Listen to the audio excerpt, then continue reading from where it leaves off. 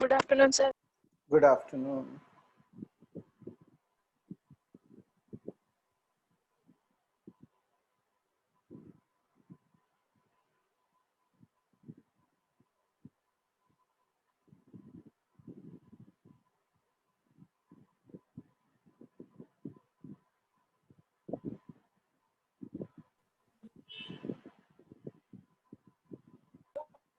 Good morning, sir. Good morning.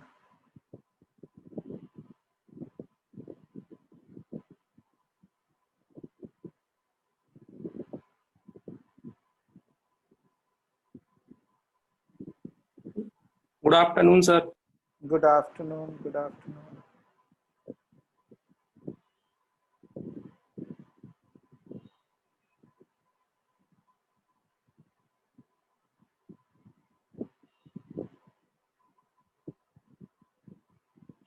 Okay. Let's get started. Okay. Good afternoon, sir. Good afternoon. Okay. So कल हमने कहाँ तक पढ़ा था? Relative mass तक पढ़ा था, right? तो कोई Yes, sir. बता सकता है relative mass क्या होता है और इसकी हमें क्यों जरूरत पड़ती है?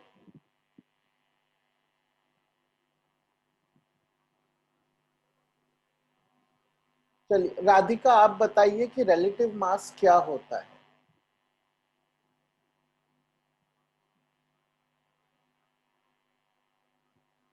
Radhika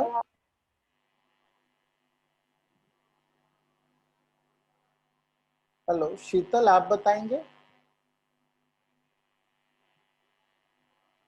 Yes, sir. कि relative mass क्या सर होता किसी भी होल नंबर या होल नंबर के पास में मास को निकालना।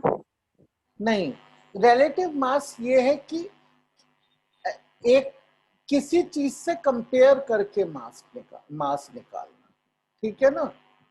जैसे कि अगर मान के चलिए मैं ये बोलता हूं कि मेरे पास मान लीजिए मार्बल्स हैं, राइट? तो अब मैं ये बोलता हूं कि मार्बल के मास को मैंने 1 मान लिया, एक मार्बल। अब मैं आपको कहता हूं कि जी मुझे एक ऑरेंज दे दो जो 4 मार्बल जितना वे करे, ठीक है ना? तो मैंने एक कोई चीज को अपना यूनिट मान लिया और उसके रिलेशन में मास को काउंट कर रहा हूं, ठीक है? देखा जाए तो हर एक मास ही रिलेटिव होता है। हमने जो है पेरिस में एक 1 किलोग्राम का बाट रखा हुआ है, उसी से कंपेयर कर करके बाकी सारे बाट बना लिए, राइट? तो रिलेटिव ही होता है, लेकिन हम उसको ऐसे रिलेटिव मास बोलते नहीं है। यहाँ पे हम क्या कर रहे हैं कि एक कोई हमने एटम ले लिया और उससे कंपेयर कर रहे हैं बाकी सबके मासेस को, इसलिए हम उसको रिलेटिव मास बोलते हैं। और हम किससे कंपेयर कर रहे हैं? हम कर रहे हैं कार्बन 12 के एटम से, क्योंकि ये प्योर फॉर्म में हमें इजीली मिल जाता है और ये रिएक्ट भी कई चीजों के साथ करता है carbon, okay, with multiple things, okay. तो ये हमारे लिए अच्छी चॉइस थी। सबसे इंपॉर्टेंट था कि ये प्योर मिल रहा था, जो और चीजें आसानी से नहीं मिल रही थी। तो हमने कहा कि हम इसके वेट से औरों के वेट को कंपेयर करेंगे, इसके मास से दूसरों के मास को कंपेयर करेंगे, ठीक है? तो इसलिए इसको, क्योंकि हम रिलेट कर रहे हैं, कंपेयर कर रहे हैं, रिलेटिव बोलते हैं। तो हम कार्बन 12 से करते हैं। अब कार्बन 12 से अगर हम करेंगे तो हाइड्रोजन के एटम का मास क्या आएगा? 1/12 ऑफ कार्बन आएगा, ठीक है? और हीलियम का क्या आएगा? हीलियम का आएगा 1/3 ऑफ कार्बन, ओके। तो अब ये फ्रैक्शंस में कौन डील करना चाहता है? That makes life very difficult, even to speak these numbers is difficult and to calculate is also difficult, right? तो इसलिए rather than comparing with the whole of carbon atom 12, we compare with 1/12 of its mass. इससे हमें whole numbers मिल जाते हैं। ये केवल convenience के लिए है, ये रिलेटिव से इसका मतलब नहीं है। ये 1/12 हमने कन्वीनियंस के लिए to get whole numbers use किया। रिलेटिव टू कार्बन 12 है, इसलिए रिलेटिव मास। ठीक है, वैसे शुरू में oxygen was considered to be a good choice, लेकिन the problem with oxygen was कि उसका एक O16 और O17 दो आइसोटोप्स होते हैं। ठीक है, और ये को इन दोनों को सेपरेट करना मुश्किल होता है। कोई भी हम ऑक्सीजन का सैंपल कहीं से लाएंगे उसमें दोनों ही प्रेजेंट होते हैं, which makes it difficult to use it as a standard. Okay, so that's why we used carbon. Okay, or the unit for this is, the old unit is AMU, the new unit is simply U, unified mass. तो दोनों use होती हैं, आप कोई भी use कर सकते हैं। अब हमने उसके बाद देखे थे कुछ स्टैंडर्ड मासेस जो हमें पता होने चाहिए। हाइड्रोजन का 1 होता है, हीलियम का जैसे 4 होता है, कार्बन का 12 होता है, नाइट्रोजन का 14, ऑक्सीजन का 16। एटलीस्ट ये आपको पता होनी चाहिए। क्लोरीन इंटरेस्टिंग है, हमने इसकी बात की थी कि ये फिर होल नंबर क्यों नहीं है। कोई इसका आंसर देगा? मैंने पिछली बार बताया था सर, इसके आइसोटोप दो होते हैं, एक C37 और एक हाँ? C36। Very good. ओके, और ये किस रेशियो में एग्जिस्ट करते हैं? अगर मान लीजिए मैं एक जार में क्लोरीन ले आया हूं, ओके, कहीं से नेचुरल, राइट, तो मेरे पास इस जार में क्लोरीन है, और तो इसमें क्या होगा, 25% इसकी होगी Cl35, सॉरी 25% होगी Cl37 और 75% होगी Cl35। ओके, तो जब मैं इसका रिलेटिव मास लूंगा और वेटेड मास लूंगा तो वो 35.5 आएगा, राइट। ये कैलकुलेशन आपको वेटेड मास की तो आती है, राइट। कैसे करते हैं हम? ये 25% मतलब 25 इंटू 37 करेंगे प्लस 75 इंटू 35 करेंगे डिवाइडेड बाय 100। वेटेड मास ऐसे निकालते हैं, राइट। ये तो आपको स्टैटिस्टिक्स में पहले आप सीख चुके होंगे छोटी क्लासेस में। तो जब आप कैलकुलेट करते हैं तो क्या आंसर आता है? 35.5। ओके, तो ये क्वेश्चन आ सकता है कि ये कुछ एलिमेंट्स के मासेस होल नंबर में क्यों नहीं होते। उसका रीजन है आइसोटोप्स प्रेजेंट होते हैं, तो उसका वेटेड एवरेज लेते हैं। ठीक, आगे कि can an atom exist independently? Okay, the answer to this, somebody might say it's just a no, but it's a yes or a no kind of an answer. Okay, yes, only for a very few elements the atoms can be independently existent. Okay, for quite a few elements, usually they cannot. So in what form do they exist? There are two forms they can exist in general. One is molecule and one is ion. Okay,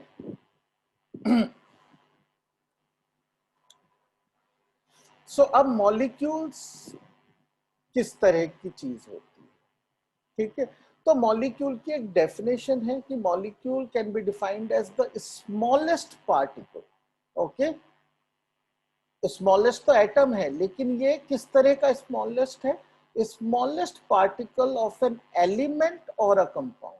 ठीक है, तो दोनों में होते हैं molecules, element के भी होते हैं, कंपाउंड के भी होते हैं। That is capable of an independent existence. ठीक है, जो अकेला रह सकता है नेचर में, and shows all the properties of that substance. ठीक है, तो जैसे एटम है, atom doesn't show all the property of a compound, it only shows the property of an element. तो ये वो चीज है जो ये सब की सब कंडीशंस को पूरी करे कि वो ऐसा स्मॉलेस्ट पार्टिकल हो जो एलिमेंट हो चाहे कंपाउंड हो, वो उसकी सारी प्रॉपर्टीज भी दिखाए और इंडिपेंडेंटली रह भी सके।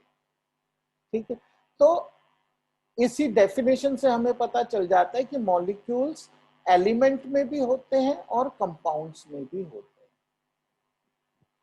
ठीक है, एलिमेंट में तो ऑब्वियसली सारे एटम एक जैसे होते हैं, तो उसके जो एलिमेंट का मॉलिक्यूल है उसमें केवल एक ही तरह के एटम्स होते हैं ऑफ द सेम टाइप। और जो मॉलिक्यूल कंपाउंड के होते हैं, क्योंकि compound is made up of 2 और मोर एलिमेंट्स, तो उसमें 2 और मोर एलिमेंट्स। तो मॉलिक्यूल वर्ड एलिमेंट के लिए भी यूज हो सकता है, कंपाउंड के लिए। ओके, तो जब हम एलिमेंट के मॉलिक्यूल की बात करते हैं, ध्यान दीजिए कि ये केवल हम एलिमेंट के मॉलिक्यूल की बात कर रहे हैं। ठीक है, तो हम एक टर्म की बात करते हैं, एटॉमिसिटी। एटॉमिसिटी का मतलब यह है कि उस एलिमेंट के एक मॉलिक्यूल में कितने एटम्स हैं। ठीक है, तो कुछ ऐसे एलिमेंट्स हैं जिनकी एटॉमिसिटी 1 होती है, यानी कि उसमें एक ही एटम होता है। ये एक्चुअली नोबल गैसेस में स्पेशली होता है।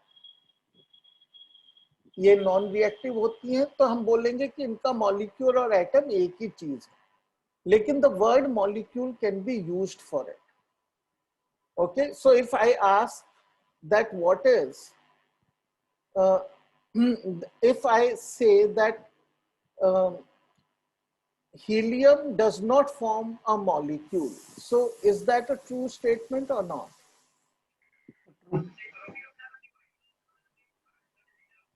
बताइए चंदन, आप बताइए कि क्या हीलियम के मॉलिक्यूल्स होते हैं? नहीं होते। होते हैं। हीलियम का मॉलिक्यूल होता है, क्या होता है उसका मॉलिक्यूल? He। उसमें एक ही एटम होता है, यानी उसका एटम और मॉलिक्यूल एक ही चीज है उसमें। ठीक है ना, तो वो मॉलिक्यूल भी बोल सकते हो आप उसको, और आप उसको एटम भी बोल सकते हो, एक ही चीज है। और दूसरे शब्दों में कि हीलियम के मॉलिक्यूल में एक ही एटम होता है, राइट? तो Yes, कभी sir. भी मॉलिक्यूल की हम डेफिनेशन ऐसे नहीं लिखेंगे कि इट इज व्हेन 2 और मोर एटम्स, राइट? जैसे हम कंपाउंड में कहते हैं कि इट शुड बी 2 और मोर एलिमेंट्स कंबाइनिंग टुगेदर, लेकिन मॉलिक्यूल में सिंगल एटम भी हो सकता है। ठीक है, फिर बहुत सारे ऐसे एलिमेंट्स हैं जिनके मॉलिक्यूल्स में 2 एटम्स होते हैं। ये बहुत ही कॉमन केस होता है, जैसे O2, H2, N2। ओके, तो ऐसे तो काफी सारे नॉन मेटल्स हैं जो जिनकी की 2 एटॉमिसिटी होती है। ओके, अब ऑक्सीजन है, जैसे ऑक्सीजन 2 हमें वेरिएंट में मिलती है, एक O2 और एक O3। इसको हम नॉर्मल ऑक्सीजन बोलते हैं, जबकि दोनों ही ऑक्सीजन है। ठीक है, इसका स्पेशल नाम होता है जब ये O3 मॉलिक्यूल बनाती है। क्या नाम है उसका, कोई बताएगा मुझे? Sir ozone. ओजोन। ओके, तो जो हम ओजोन लेयर की बात करते हैं वो ऑक्सीजन का ही एक फॉर्म है, सेम एटम से बनता है, लेकिन बस मॉलिक्यूल का डिजाइन अलग होता है। इसमें 3 होते हैं, उसमें 2 एटम्स। सर मॉलिक्यूल का डेफिनेशन क्या है? सो मॉलिक्यूल का देखिए, मॉलिक्यूल का डेफिनेशन वही रहेगा जो हमने छोटी क्लासेस में पढ़ा है, वो ये है, a molecule is the smallest particle of an element or a compound that is capable of independent existence and shows all properties of that compound। तो हमेशा जब भी आप कोई डेफिनेशन याद करते हैं ना, उसके वर्डिंग्स से ज्यादा इंपॉर्टेंट है कि उसको पार्ट्स में डिवाइड करके याद। ठीक है, इसमें क्या क्या इंपॉर्टेंट है? इसमें एक तो है कि वो स्मॉलेस्ट पार्टिकल होता है। दूसरा पार्ट किस चीज का, एलिमेंट और कंपाउंड का, ठीक है, ये इसका सेकंड पार्ट है। स्मॉलेस्ट पार्टिकल किस चीज का, जो क्या कर सकता है, वो दो चीजें कर सकता है, एक इंडिपेंडेंट एग्जिस्टेंस, ये तीसरी चीज है जो वो इस डेफिनेशन की, and all properties of the substance. Okay, ये इसका चौथा पार्ट है। तो अगर ये चारों पार्ट आपने डेफिनेशन में लिखे, आपकी डेफिनेशन कंप्लीट है।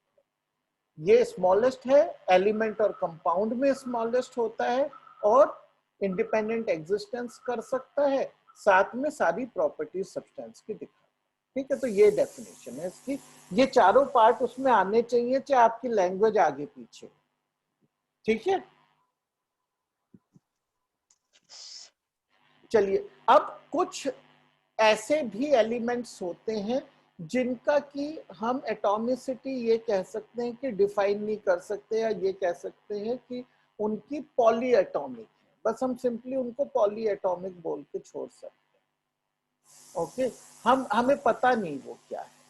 जैसे मेटल्स हो गए, कार्बन की कुछ ऐसी फॉर्म्स होती हैं, और कुछ फॉर्म्स कार्बन की ऐसी होती हैं जो बड़ी होती है। जैसे कि अब मान के चलते हैं कि आपने शायद अभी नहीं पढ़ा होगा, बट फ्यूलरीन्स होते हैं, उनमें से एक होता है बकमिंस्टर फ्यूलरीन। तो वो होता है C60। ओके, तो उसमें 60 एटम्स होते हैं एक मॉलिक्यूल, एटॉमिसिटी 60 हो जाएगी। ठीक है, तो ये पॉली एटॉमिक होगा। अब हम कुछ को देख लेते हैं, जैसे एर्गन, हीलियम, जो भी नोबल गैसेस हैं वो मोनो एटॉमिक हैं, या फिर अगर एटॉमिसिटी पूछी तो 1। ऑक्सीजन, हाइड्रोजन, नाइट्रोजन, क्लोरीन, इन सब की 2 है एटॉमिसिटी, या डाई एटॉमिक अगर हम इंग्लिश में बोलें। फॉस्फोरस की amongst very few is 4, okay, and sulfur is polyatomic. Even carbon, as I just told you, carbon is also polyatomic. Okay, metals are very complex and but polyatomic. Okay, now molecules of a compound. So molecules of a compound में क्या होता है, जो हम पहले ही बोल चुके हैं, क्या होगा उसमें, 2 और more types of atoms. Okay, होंगे उसमें 2 या 2 से अधिक, तो फिर हम उसको मॉलिक्यूल ऑफ अ कंपाउंड करेंगे। अब आपको ये याद रखना है कि सब कंपाउंड्स मॉलिक्यूल फॉर्म करें ये जरूरी नहीं है। अभी हम थोड़ी देर में दूसरी फॉर्म भी देखेंगे, आयनिक फॉर्म। ओके, तो कुछ कंपाउंड्स जो हैं वो मॉलिक्यूल्स बनाते हैं। ठीक है, तो जो कंपाउंड्स मॉलिक्यूल बनाते हैं, अब उनका देखते हैं कि किस तरह के, जैसे वाटर है, इसका मॉलिक्यूल होता है वाटर का, जिसमें हाइड्रोजन और ऑक्सीजन होती है। अमोनिया है, ये भी एक मॉलिक्यूल बनाता है जिसमें नाइट्रोजन और हाइड्रोजन होती है। कार्बन डाइऑक्साइड भी मॉलिक्यूल बनाता है, कार्बन मोनोऑक्साइड मॉलिक्यूल बनाता है। ठीक है, तो जिनमें इसमें कार्बन मोनोऑक्साइड, कार्बन डाइऑक्साइड में कार्बन और ऑक्सीजन है, और उनके मास रेशियोज हैं, ये आपको कोई याद करने की जरूरत नहीं। ठीक है, चलो। Yes sir. अब सब, जैसा मैंने बोला, सारे कंपाउंड्स मॉलिक्यूल बनाए जरूरी नहीं है। कुछ कंपाउंड्स जो हैं उनमें एटम्स, तो मॉलिक्यूल जब बनता है ना, ये हम आगे पढ़ेंगे, लेकिन जब मॉलिक्यूल बनता है तो वो बहुत, मतलब ये एक एटम है, ये एक एटम है, आप ये समझिए कि वो जुड़ गए एक तरह से। ओके, ऐसे बन गया मॉलिक्यूल, तो काफी रिजिड होता है वो मॉलिक्यूल वो। लेकिन एक मॉलिक्यूल ये बन गया तो दूसरा मॉलिक्यूल मान लीजिए यहां बन गया, तो ये अब मान लीजिए O2 है, ये O2 के मॉलिक्यूल्स हैं जो एयर में है। ठीक है ना, तो ये सब इंडिपेंडेंट है एक दूसरे से, इनके बीच में कुछ तो फोर्सेस हैं, लेकिन वो बहुत स्ट्रॉन्ग फोर्सेस नहीं है। लेकिन आपस में ये बहुत स्ट्रांगली जुड़े हुए हैं. If somebody wants to just tear them apart, it's very difficult to. But आपस में ये एक दूसरे से बहुत स्ट्रांगली जुड़े हुए अक्सर नहीं होते. ठीक है. अब कुछ केसेस में ये इस तरह से जुड़ते ही नहीं है. केवल होता क्या है कि मान के चले हम एग्जाम्पल ले लेते हैं सोडियम क्लोराइड का. तो सोडियम और क्लोराइड है हमारे पास. इस तरह का जो केस होता है ये मेटल्स के ही प्रेजेंस में यूजुअली होता है. देयर आर एग्जाम्पल जहां बिना मेटल के भी होता है. तो ऐसा तो नहीं कह सकते कि केवल मेटल्स में होता है, लेकिन ज्यादातर मेटल्स में होता है. ठीक है. तो मान लीजिए हमारे पास ये एक सोडियम है और ये क्लोरीन है. ठीक है. तो अब हमारे पास सोडियम के बहुत सारे एटम्स और क्लोरीन के बहुत सारे एटम है. अब इसमें होता क्या है कि सोडियम अपना एक इलेक्ट्रॉन क्लोरीन को दे देता है. ठीक है. अब अगर सोडियम अपना इलेक्ट्रॉन क्लोरीन को देगा तो सोडियम का क्या बन जाएगा? सोडियम ने अपना, है ना, तो ये तो पॉजिटिव रह जाएगा यहाँ चार्ज, क्योंकि एक नेगेटिव हमने निकाल दिया. तो बस क्या पॉजिटिव बचा यहाँ. और क्लोरीन जो है उसको वो इलेक्ट्रॉन मिल गया तो वो नेगेटिवली चार्ज हो गया. ठीक है. तो अब ये जो एटम बचा हमारे पास इस पे एक चार्ज है. ऐसे एटम को हम कहेंगे आयन. यानी the charged atom is called ion. Okay. तो ये भी क्लोरीन का भी एक आयन है हमारे पास. राइट. अब आप मुझे बताइए दो चार्जेस हैं और एक पॉजिटिव है एक नेगेटिव है, तो वो क्या करेंगे? अट्रैक्ट. अट्रैक्ट करेंगे. ठीक है. और ऐसा तो देखिए एटम तो बहुत छोटी चीज है. हम अगर एक्सपेरिमेंट कर रहे हैं, हम बहुत चुटकी भर नमक भी लेते हैं तो उसमें मिलियंस ऑफ एटम्स हैं. राइट. तो जब ये रिएक्शन हुआ तो यहाँ पे बहुत सारे ऐसे आयंस बन जाएंगे. ठीक है. जब हम रिएक्शन करेंगे तो यहाँ पे मान लीजिए क्लोरीन का बन गया, यहाँ पे एक और सोडियम बन गया. ठीक है. तो ये सोडियम अब रिपेल करेंगे, क्लोरीन सोडियम अट्रैक्ट करेंगे, क्लोरीन रिपेल करेगा. राइट. तो जब इतनी सारी फोर्सेस होंगी, फाइनली क्या होगा कि ये इस तरह से अरेंज हो जाएंगे खुद ही, जिसमें कि ये स्टेबल हो जाए. राइट. क्योंकि नेचर क्या करती है, हर एक चीज को इस पोजीशन में ले आती है जहां वो स्टेबल हो जाए. ये चीजें आपने अपनी रियल लाइफ में भी देखी होंगी कि मान के चलिए आपके पास बहुत सारे मैग्नेट्स हैं छोटे छोटे, क्योंकि हम अट्रैक्शन रिपल्शन के लिए मैग्नेट्स को लेके समझ सकते हैं, जबकि वो थोड़ी अलग बात है.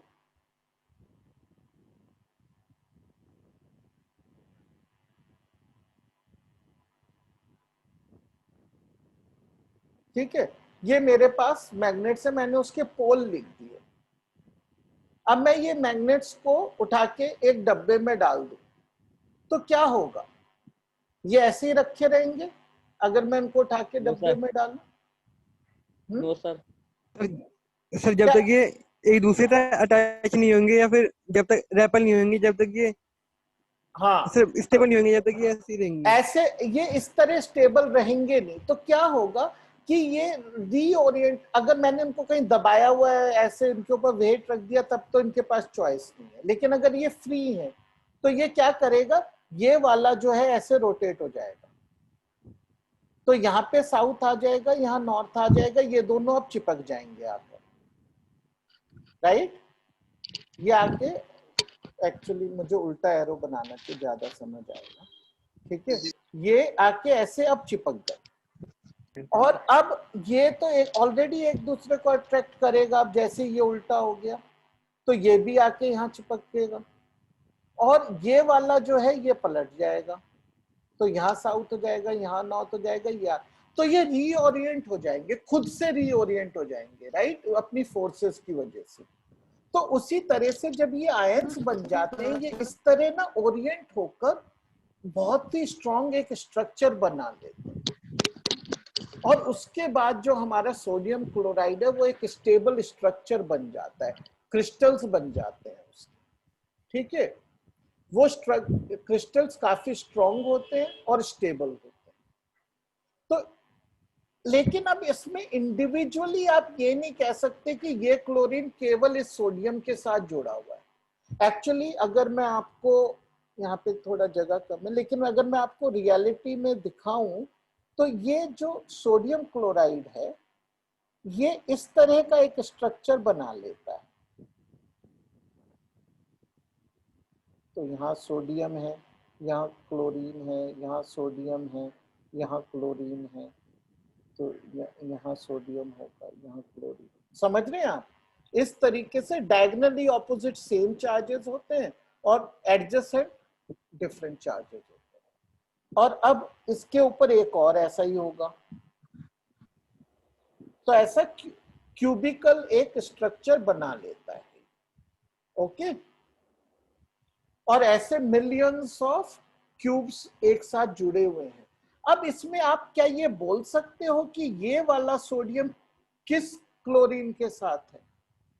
ये तो इससे भी जुड़ा हुआ है, इससे भी जुड़ा हुआ है, इसके ऊपर वाले से भी जुड़ा है, इससे भी जुड़ा है। सिमिलरली ये क्लोरीन भी खाली इस सोडियम से नहीं जुड़ा है, ये भी और 3 से जुड़ा हुआ है। एक्चुअली इधर एक और होगा तो 4 से जुड़ा होगा, राइट? तो ये इस आवाज नहीं आ रही। हाँ, आवाज नहीं आ रही है, ओके, एक सेकंड रुकिए। आवाज नहीं आ रही है आप लोगों को? हाँ बोलिए। आ रही है सर। अच्छा, ओके, हाँ बोलो, आप क्या डाउट है? तो आप ये समझ गए ना कि ये इंडिविजुअली एक क्लोरीन एक सोडियम से नहीं जुड़ा है, ठीक है। तो इसीलिए हम बोलते हैं कि ये मॉलिक्यूल नहीं है, ये केवल आयंस की फॉर्म में है, ठीक है। ऐसे कंपाउंड्स को जो है हम आयनिक कंपाउंड्स भी बोलते हैं। और इसमें नाम हम देख लेते हैं क्या होता है। जो पॉजिटिवली चार्ज आयन होता है उसको कैटायन बोलते हैं। और या अक्षय बोलो। ओके, नेगेटिवली चार्ज आयंस को हम एनायंस बोलते हैं। ये आप पहले भी कर चुके हैं, और राइट, 8th स्टैंडर्ड में आपका एक चैप्टर रहा होगा chemical effects of electric current, right? उसमें Yes, आपने sir. पहले से पढ़े Yes, हैं, sir. तो ये आपको पता ही है, सेम ही टर्मिनोलॉजी है, बिल्कुल सेम चीज है ये, ठीक है। तो Yes, sir. Positive ions cations है, नेगेटिव आयंस जो है वो एनायंस। सर उसमें एनोड और कैथोड था। हाँ, तो एनोड और कैथोड Yes, की sir. हम यहाँ बात नहीं कैथोड। करते। देखिए, जब हम इलेक्ट्रोलिसिस करते हैं ना, तो जो नेगेटिवली चार्ज इलेक्ट्रोड होती है उसको बोलते हैं कैथोड, और जो पॉजिटिवली चार्ज इलेक्ट्रोड होती है उसको बोलते हैं तो एनोड। जो नेगेटिवली चार्ज रॉड की तरफ जाएंगे, इलेक्ट्रोड की तरफ जाएंगे, वो तो तभी जाएंगे अगर पॉजिटिव हैं, तो उनको बोलते हैं कैटायंस, ठीक है। तो अभी आप उसको भूल जाए, मतलब भूल मत जाइए, वो बहुत यूजफुल चीज है, लेकिन अभी उससे कंफ्यूज मत होइए। वो इलेक्ट्रोड के नाम, हम आयंस की बात कर रहे हैं। आयंस जो पॉजिटिव चार्ज वाले आयंस हैं वो कैटायंस हैं, जो नेगेटिवली चार्ज वाले आयंस हैं वो एनायंस हैं। ये नाम याद रखना जरूरी है, ठीक है। तो जैसा कि NaCl है, उसमें एनायन कौन सा है? क्लोरीन। और कैटायन कौन सा है?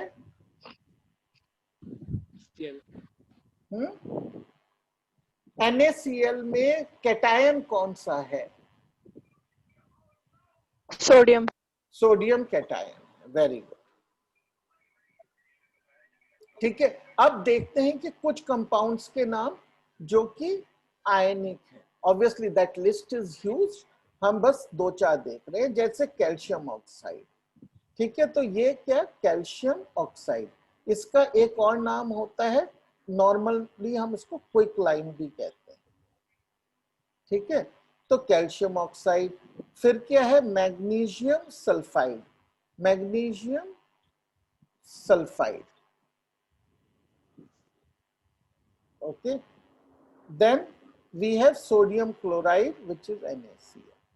ओके, तो अब आप देख सकते हो कि किसमें, इसमें ये जो है पॉजिटिव होगा, ये नेगेटिव होगा, ये पॉजिटिव होगा, ये नेगेटिव, ये पॉजिटिव, ये नेगेटिव। तो जो मेटल्स होते हैं वो पॉजिटिव होते हैं, जो नॉन मेटल्स होते हैं नेगेटिव होते हैं। केवल एक एक्सेप्शन याद रखिए, NH4, इसको बोलते हैं ammonium. Ammonium. Okay, ammonium. NH3 आपको पता है ना, अमोनिया गैस होती है, यस तो सर। उसी से बनता है, तो Yes, sir. अमोनियम बोलते हैं इसलिए इसे। Yes sir. ओके, तो ये अम इसमें इसीलिए लगाते हैं क्योंकि ये कैटायन होता है, ये कैटायन बनाता है, जबकि इसमें मेटल है ही नहीं कहीं पे भी, लेकिन ये फिर भी कैटायन Yes, sir. बनाता है। ये एक एक्सेप्शन याद रखने की चीज होती है। और हाइड्रोजन भी कैटायन बना सकता है, तो एक हाइड्रोजन को भी याद रखिए। हाइड्रोजन और अमोनियम है जो नॉन मेटल होते हुए कैटायंस बनाते हैं, बाकी सारे कैटायंस मेटल ही बनाते हैं। ठीक है, यस सर। चलिए अब mono atomic and poly atomic ions. ठीक है, यहाँ पे हम किसकी बात कर रहे हैं? अभी केवल हम आयन की बात कर रहे हैं, अभी हम उसके कंपाउंड की बात नहीं कर रहे। ठीक है, तो टर्मिनोलॉजी पे ध्यान दीजिए कि हम यहाँ पे केवल आयन की बात कर रहे हैं। Ion themselves can be polyatomic और मोनोएटॉमिक। ठीक है, तो जैसे कि NH4, इसमें कितने हैं? 5 एटम्स हैं, 1 नाइट्रोजन के और 4 हाइड्रोजन। और ये जो पूरी चीज मिलकर बनी है, इसके ऊपर चार्ज है, तो ये पूरा मिलकर एक आयन बना है। तो आयन क्या हमेशा एटम्स ही बना सकते हैं? नहीं, ग्रुप ऑफ एटम्स भी बना सकते हैं। अगर ग्रुप ऑफ एटम मिलकर एक सिंगल आयन बनाता है तो उसको हम बोलते हैं पॉलीएटॉमिक आयन। और अगर जैसे कि सोडियम ने बना लिया, ऐसे वाले को बोलेंगे मोनोएटॉमिक आयन। ठीक है, उसी तरह से सल्फेट को देखिए, सल्फेट में 1 सल्फर है और 4 ऑक्सीजन है, ये एक पॉलीएटॉमिक आयन है। Okay, carbonate is also polyatomic ion. Okay, फिर हाइड्रोक्सिल होता है OH माइनस, वो भी पॉलीएटॉमिक है, राइट। चलिए, names and symbols of some ions. यहाँ पे एक लिस्ट दी हुई है, I will not go through this list, बस मैं आपको ये कहूंगा कि कुछ चीजों पे ध्यान दीजिए इस लिस्ट में। पहली चीज कि देखिए, ये सब जो है यहाँ आप देख रहे हैं कि मेटल्स हैं।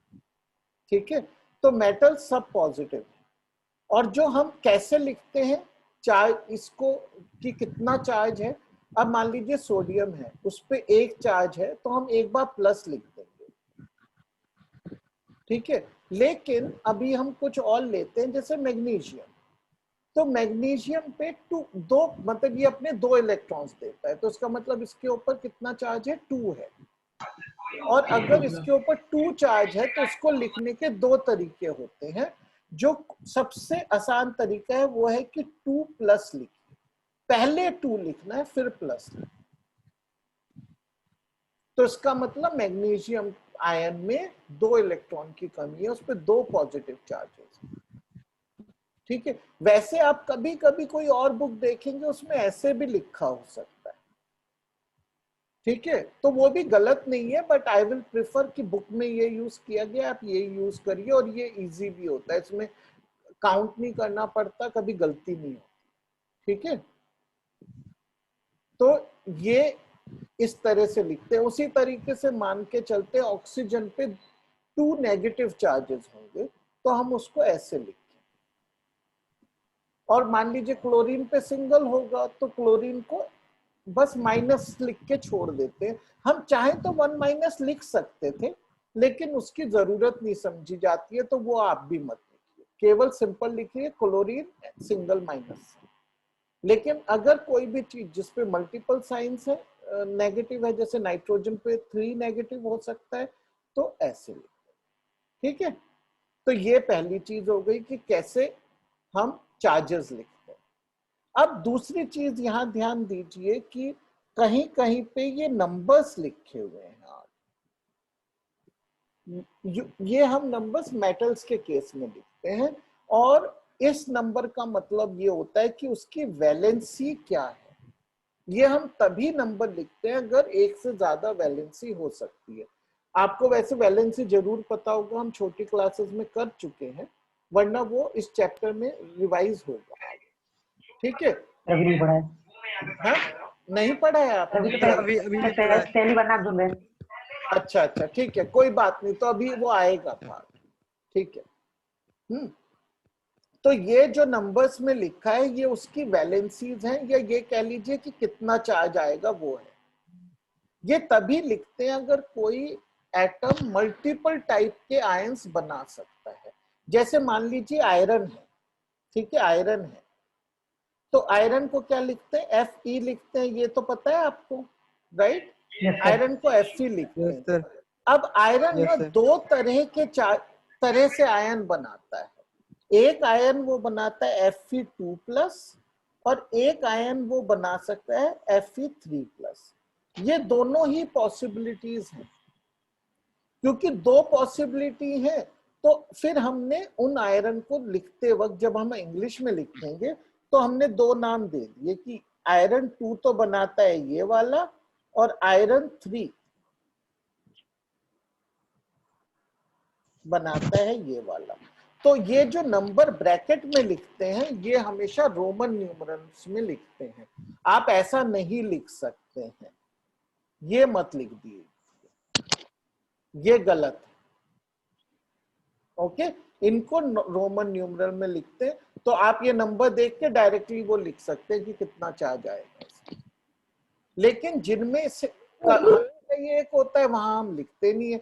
जैसे मैग्नीशियम, ऐसा नहीं है कि मैग्नीशियम 1 या मैग्नीशियम 3 बना देगा, वो तो मैग्नीशियम 2 ही बनाएगा। तो फिर हम कुछ नहीं लिखते आगे, हमें पता होना चाहिए कि ये 2 बनाता है। ठीक है, ये चीजें जो हैं ये देखने वाली है। दूसरा, नाम पढ़ते वक्त ध्यान दीजिए कि जैसे ये देखिए सिमिलर साउंडिंग नाम दिखाई देंगे, सल्फाइट और सल्फेट। ठीक है ना, सल्फाइट होता है SO3 और सल्फेट होता है SO4, राइट? तो ये जब आप इस टेबल को पढ़ेंगे तो ध्यान देके पढ़िए कि सल्फाइट क्या होता है, सल्फेट क्या होता है। फॉस्फेट है जैसे ये, तो उसी तरह से फॉस्फाइट भी होता है। ओके, तो वो होता है PO3 3-। Okay sir, 3-। ओके, तो इसी तरीके से आपको ये ध्यान से पढ़नी है कि क्या नाइट्रेट होता है तो नाइट्राइट भी होता है। ओके, इस तरह से थोड़ा ध्यान दीजिए। ये छोटा सा एक ही जगह आई हो जाता है तो वो बदल जाता है केमिस्ट्री। ठीक है, अब हम जो केमिकल फॉर्मूले कैसे बनते हैं, कैसे लिखते हैं, ये नेक्स्ट क्लास में कवर करेंगे, उसमें खत्म भी कर पाएंगे इसको। ठीक है, अब एक बात बताइए, हम मंडे को भी केमिस्ट्री कर लें? Yes sir. क्योंकि केमिस्ट्री हमारे एक दो चैप्टर बचे हैं, मैथ्स में हमारा हो गया है सर। अगर डाउट्स है तो आप ले आइए।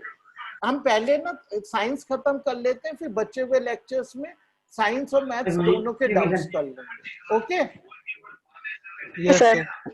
Okay, great, okay sir. Thank you, have a nice Thank you, sir. Bye bye.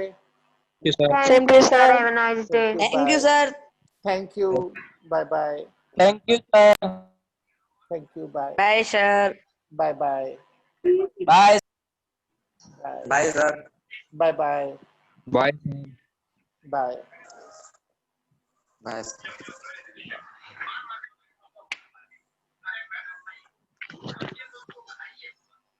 Attendance न लगा रहे सर? अटेंडेंस मैं लगा लेता हूँ, अटेंडेंस।